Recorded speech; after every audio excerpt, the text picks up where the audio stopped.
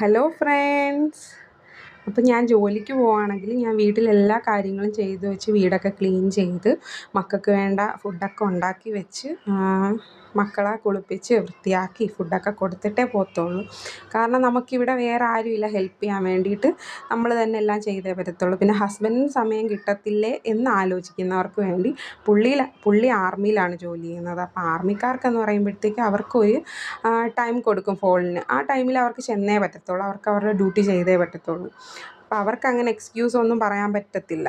അവർക്കിപ്പോൾ ഒരു ഡ്യൂട്ടി ചേഞ്ചായി നമ്മളെവിടെയെങ്കിലും പോകാൻ ഒരുങ്ങി നിന്നാൽ പോലും അവർക്ക് വേറെ ആളുടെ ഡ്യൂട്ടി ചേഞ്ചായി നിങ്ങളിപ്പോൾ ഡ്യൂട്ടി ചെയ്യാൻ വരണമെന്ന് പറഞ്ഞാൽ അവർക്ക് ചെന്നേ പറ്റത്തുള്ളൂ. അപ്പോൾ അവരുടെ അടുത്ത് നമുക്ക് അങ്ങനെ ഇത് ചെയ്യുക അത് ചെയ്യുന്നൊന്നും പറയാൻ പറ്റത്തില്ല. പക്ഷേ പുള്ളിക്ക് കിട്ടുന്ന സമയത്തെല്ലാം നമ്മളെ ഹെൽപ്പ് ചെയ്യും. കാരണം രണ്ടുപേരും കൂടെ ഒന്ന് അഡ്ജസ്റ്റ് ചെയ്ത് നിന്നാൽ മാത്രമല്ലേ നമുക്ക് മുന്നോട്ട് പോകാൻ പറ്റത്തുള്ളൂ. കാരണം മക്കളുടെ കാര്യങ്ങളെല്ലാം നമുക്ക് നോക്കണം. ചെറിയ വാവയുണ്ട്.